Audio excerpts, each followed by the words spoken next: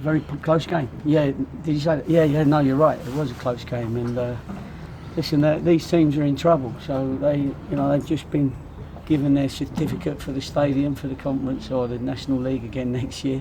So they don't want to be dropping out of this league after taking a long time to get here. And they played very defensively and hoped to catch us on the break, and we wasn't finding any holes really early on.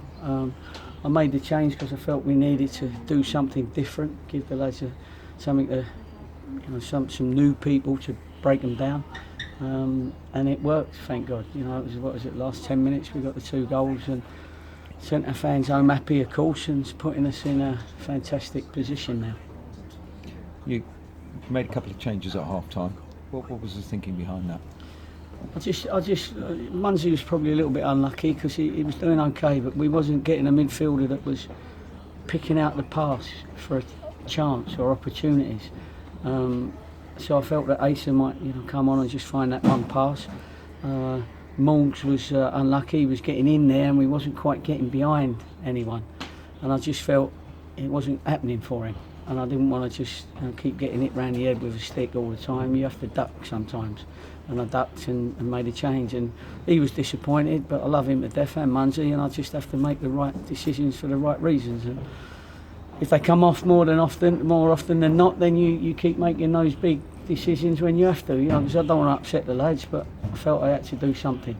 And I was on at Dickie for 40 odd minutes to get his game going and get his thoughts changed, and he won us the game with obviously Stoz's great cross and great header. We said it might be a set play, and then obviously the second one where Dickie's done fantastic, come inside, great ball, and Dan Ullman's got across his man. It was a fantastic goal, a little bit like Morgs' goal, funny enough, at Forest Green, very similar but from the other side. So and there was technical areas, sometimes shenanigans, and it was a big game for them, it was a big game for us, and I hope they stay up, but obviously it's put us a little bit nearer going up. Did you get a sense that you were coming closer to scoring? Because you hit the woodwork twice in the sort of 10 minutes or so before you finally scored. Well, we were definitely getting closer, yeah. But we was always not susceptible, but they were good enough to play the right ball at the right time to the one up front, and they were getting forward, and we still had to defend. There was a couple of times ricochets that came to us, and you're thinking, Christ, if it had gone to them. But that's how it goes, and you earn your luck, if you like, by. I thought we had more of the play in the whole game anyway, but we just couldn't create too many opportunities, and when we did, we couldn't take them until the last 10 minutes at our supporters' end, which is always nice. Yeah, I know we're delighted when he got Dan Holman in, and he's done fantastically well. 12 goals in 15 games is an extraordinary return. And he was the one that had 3 shots that 2 just wide and 1 the keeper saved. He's going to get opportunities, but that's the one. That's that fox in the box. That one. That's the one that wins your games. That one where you time it, you read it, you get across the defender, and you get your foot on it. And that's what he did. And that was that won us the game, of course, because that was the second one. There was no coming back from that. James Dayton came on. You said before the game there was a reason why James wasn't in the. Yeah. Are you able to say that now? Well, yeah. He had. I don't know if you see. He's got. His knee is a little bit sore, and it was sore in training the other day. He tried to run through it, but couldn't. So he had a little bit of patella trouble. So we patched him up a little bit and thought we'd use you when we needed you. And I said to him, I brought you on to help us score goals, not to keep fouling them, so that they can put the ball in our penalty area. Because he done great, but he was giving free kicks away in his energy and in his passion to win, get in the game for 20 minutes. But of course, when we had the free kick just on the edge of the box, I thought, well, this might be the time to bring him on, and the keeper made a good save. So he played his part, as did Asa, as did everyone.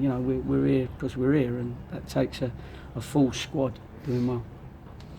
I guess the only block on the day, the second yellow card for Harry Pell. How did you see Yeah, that? no, listen, I didn't think the ref had a very good game, to be honest with you, right from the start. But I don't know if he's inexperienced or experienced, but I thought the melee started when he booked 3 of them. And I honestly believe, and I'm willing to have a look, and I know he's not always. What's the word I'm looking for? Whiter than white. Whiter than white.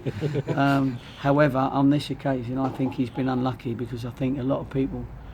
He was the first one they wanted to have a little bit of a go at, and they did, and they got free bookings. And unfortunately, I believe he stood there with his arms out. But we'll have to wait and see. He can't get off it anyway because it's 2 yellow cards. The referee said he'll have a look at it, but he ain't looked at the rules because I don't think you can get somebody off a red card after 2 yellows. So I tried to remind him of that, but he weren't listening. All season you've talked about shaking off teams one by one. You're very, very close now to shaking off the final one. Yeah, we 43 games now. We're doing our job. Again, we're another. What is it? We're 6 points clear now. 2 more points with a game less to play. Three games each. So we'll just keep going. And I think maybe you could hear me over there. I don't know, but I was definitely the 12th man. That got the lads going a little bit. That got the crowd going. And then all of a sudden, with that bit of luck and a bit of quality, we got the goals that we sort of deserved, but we hadn't created as many chances as I would have liked. But in the end, if you're playing against a relegated, threatened team, they're going to give it a right go, and they did. And the fans terrific, and it sets up a really potentially great Saturday next Saturday. Yeah, I mean, listen, if you win the game next week, you've won the league, haven't you? That's for all intents and purposes, Not even Forest Green are going to score, 24 goals 28. in 2 games? 28, is it? Yeah. So, listen, our club has got, it's not mathematically done, but I ain't seen too many 12-0ers over 2 games, and or 6-0ers, and us get beat 6-0. So, I'm going to celebrate like we've won it next against Halifax, because I think that is the game I've been looking forward to playing this cup final in. So it'll be a very happy bus on the way back tonight.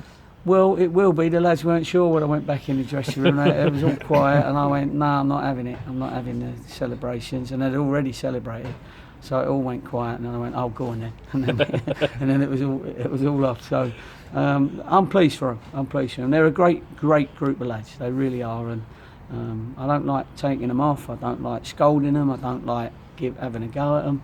But it's management, isn't it? And as I say, hopefully we'll have them for a year or so to come if we get a promotion. Gary, thank you very much. Thanks a lot. How much better would it be to do it at home to get the job done? Well, yeah, it'd be fantastic to do it at home. It doesn't always work like that, but it does create a great event on Saturday against Halifax. Now it's an event, and hopefully it'll be a red and white day. There'll be flags. There'll be everything to get us over the line. Here's a great chance at home. There should be double our normal home crowd just for the interest, even if you like. But I'm hoping that it's a great Cheltenham Town day on Saturday. But we've still got another team that's still fighting against relegation. They won't really want to be coming to us at the moment. Halifax, I know they lost today, but I'm really looking forward to Saturday, and I think Cheltenham Town has got to turn up and show what we can do and what we've achieved if we achieve it. You said right at the start of the season 2 points a game was the target. Perfect. That's 2 points a game now, so yeah. Anything more and you're it's right. A bonus. You're champions. Yeah, but I would have been wrong maybe if I just left it at 92. We didn't know there'd be another team have 9 wins on the trot at the early part of the season. Take them 9 wins away and give them 5 or 6 or something. Yeah. We won the league a month ago. Much earlier. Yeah. So, but anyway, let's not get too ahead of ourselves and carried away. Yeah, we've got to respect Halifax, but let's make it a big day on Saturday. I think the lads deserve it, the supporters deserve it, the board deserve it. Everybody deserves a big day, and this is our chance. Excellent.